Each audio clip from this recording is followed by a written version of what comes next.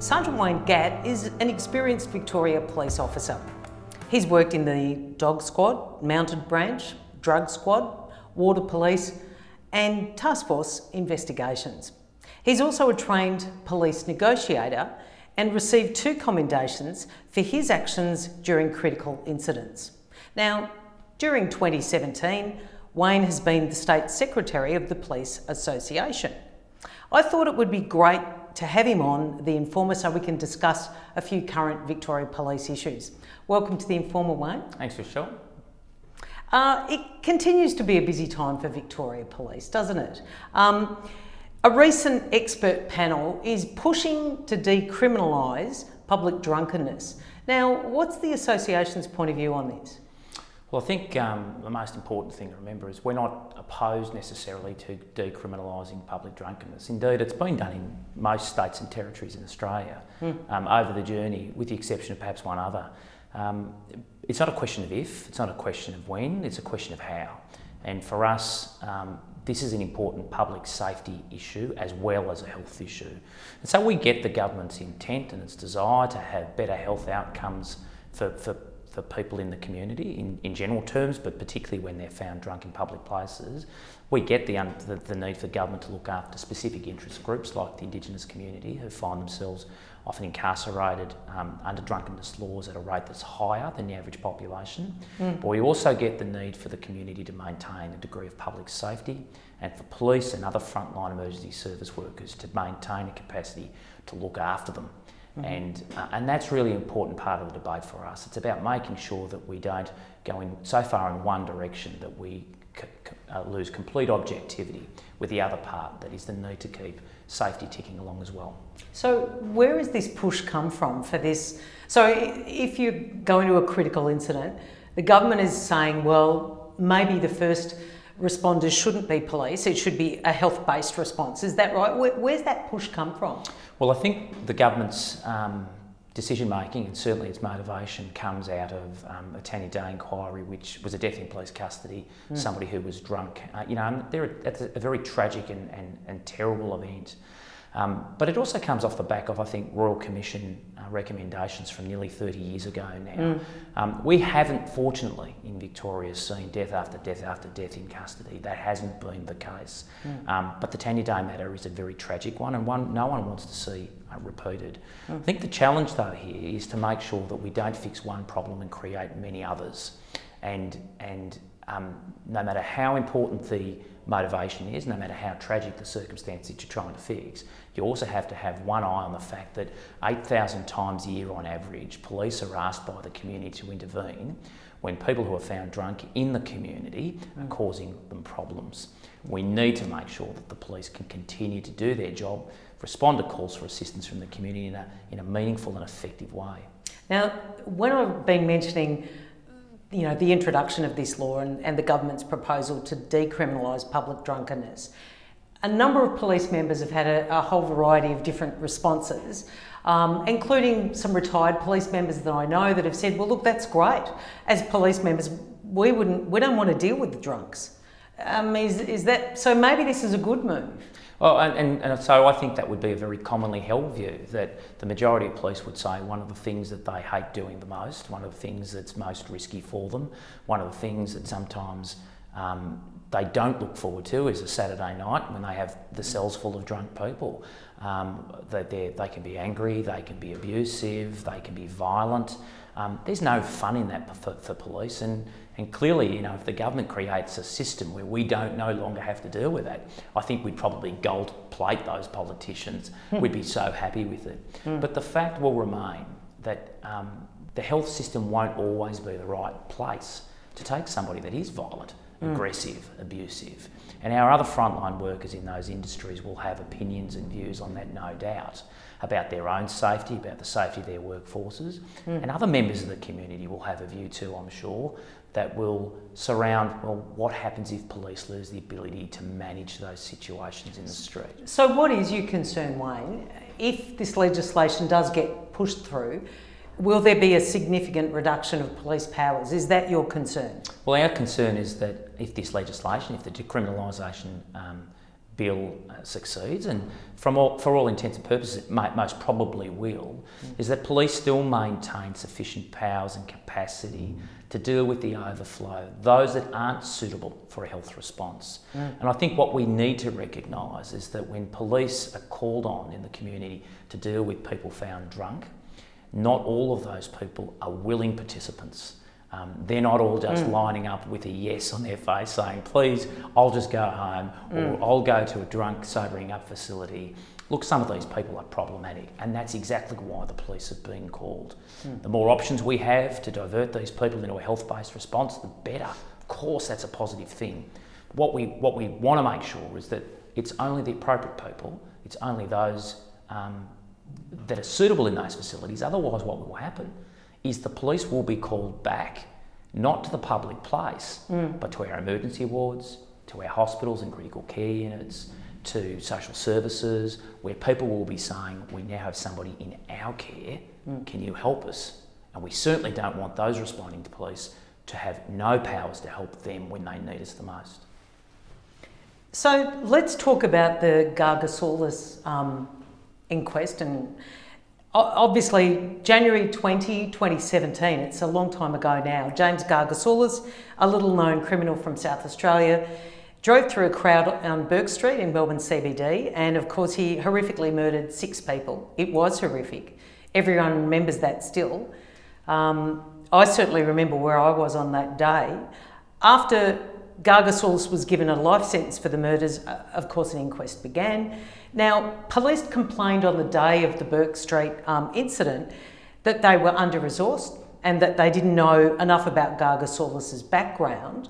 Members of the CI unit also testified that it's hard to pull off a mobile intercept and that they need certain tools to get the job done, like stop sticks, which not every member is tasked with and given. Certain members also testified that they weren't properly resourced. What do you think, from an association point of view, what are the chances of an incident like this happening again, Wayne? Well, we don't have a crystal ball, and I think that's the difficulty that confronts frontline police, is that nobody knows what's going to happen in the next 5 minutes, 10 minutes, next year or 10 years. Policing has become a profession where our members need to be more and more agile, more and more dynamic, and we need to empower police officers on the street to be able to respond quickly to support the community when they need us. What we found in this situation was a conflation of problems, I think, that evolved over perhaps a decade or more. Recommendations and reforms, ironically, that came out of the coronial inquest. Out of inquests, that's right. That said, police pursuits are bad, they're dangerous. And these are all legitimate concerns, legitimate observations. So how do you stop that? How do you stop the knee-jerk response, which is to, as you said, the police pursuits, they've been put in place because of prior coronial inquests. So how do we then not knee-jerk with the Gargasoulis? How do you ensure that members are tasked adequately and that command does have a strong idea of what's occurring out there on the ground? Because that also seems to have been an issue as well, is that members were being tasked and asked to pull back on Gargasoulis, for a number of reasons, including the pursuit policy. Yeah, and I think what you're raising is that this is a complex situation, and I think the coronial findings and recommendations that came out of that did identify areas for improvement, and that's good. And in policing, we need to be, and we are, big enough to say, look, there's always things we can do better to respond better. We have to be a learning type of organisation. But I think the challenge is beyond policing too. We have to understand that police forces do respond to community criticism. They do respond to inquiries and recommendations that come from coroners, from inquiries, from royal commissions. What we need to do is take a longer term view, and it's a little bit like public drunkenness. If you look at the issue through the prism of one incident and then make a decision, you run the risk of having a knee-jerk reaction, as you put it. You need to look at the contextualised policing in the dynamic sort of environment that no situation is the same, and the police need a degree of flexibility to confront that sort of a dynamic environment, because you can't tell them what they're going to confront every day. They can't put a plan in place for every conceivable operation or circumstance or criminal. And so to some extent we need to trust them and we need to train them to be able to be flexible enough to take enough initiative and to have confidence to act in a way that requires them to do so within seconds, as indeed this incident clearly showed us. Coronial inquiries can't just look at the death of one individual. They really need to look at the impact of situations over time to make sure that any changes we make in policing don't have unforeseen consequences. And I believe, and certainly our members believe, some of which were at the root of some of the recommendations that are now being made by the coroner's court as recommendations to correct or reverse. So are you satisfied then that police procedures up to date now? Obviously we're talking 2017. Are you confident now that we've got police procedures as right as they can be? And I take on board what you're saying. It's very hard to legislate against one incident. And obviously the legislation's still got to be somewhat fluid, as do members' responses to critical incidents. So I think we're better prepared than we've ever been, and I think that's probably at the highest test that you can put it is your level of preparedness. Is it better than it was back then? Absolutely. Are we confident that Victoria Police has subsequently introduced policies that would provide members with a greater degree of flexibility, with greater confidence? Yes, that's true. Is there more that can be done? I think absolutely. And the training and development that's needed for our members to confront what is an evolving landscape of threats to the Victorian community is something that doesn't stand still. You just don't tick a box on that sort of stuff. You need to constantly invest into the training development of police to make sure, as I say, that they are as prepared as they possibly can be for all of the things that they can't possibly see coming today, tomorrow, into the future. It's an enormous challenge, isn't it, when you consider how police training has changed, particularly because there's been high incidents of police shooting as well, and that's obviously been reflected in the training, which has changed again. Thinking about also, it's been such a tough year for Victoria Police, particularly when you look at the deadliest incident in the history of Victoria Police, on April 22nd that happened this year, when Mahinder Singh's refrigerator truck ploughed into the 4 police officers and killing them all after they pulled up that 42-year-old Richard Pusey.